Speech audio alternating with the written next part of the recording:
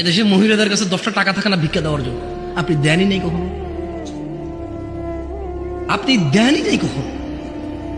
দেশের বহু মহিলার কাছে ভিক্ষা দেওয়ার জন্য 5টা টাকা থাকে না। একটা ফকির আসবে 2 টাকা ভিক্ষা দিব, টাকা নাই তার কাছে, আপনি দেন না তাকে।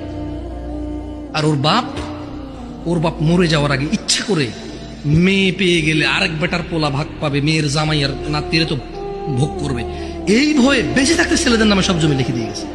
জালেম ওই মেয়েটাকে ফকির মিসকিন করে দিল। আর এর ভাই জমি যতক্ষণ আছে এটা ডাইকা ডাইকা খাওয়াবে, মাসে 2 মাসে ঈদে সান্দে জামা কাপড় সেমাই চিনি এগুলো দিয়ে থাকবে। কেন? জমি দিবে জন্য। এখন ওই বোন চিন্তা করে, আরে যদি আমি সম্পদ নিয়ে আসি, যা একে তো সে ডাবল পাইলো, আমি অর্ধেক পেলাম, একটুকু যদি নিয়ে আসি, ছেলে মেয়ে স্বামী নিজের দরকারে, বলে যে অংশ আনলে ধ্বংস হয়। তুই অংশ নিয়ে ধ্বংস হস না, ও অংশ নিয়ে ধ্বংস হবে কেন রে? তোর বাপের অংশ তুই খাবি, তুই ধ্বংস হবি না। তোর বাপের অংশ তোর বোনে খাবে, সে তার বাপের অংশ খাবে, সেখানে ধ্বংস হবে।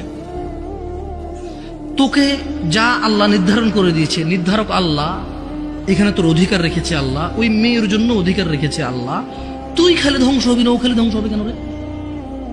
এদেশের বাপ ভাই সবাই প্রায় জুলুম করে মেয়ের প্রতি, স্ত্রীর প্রতি, ইভেন মায়ের প্রতি।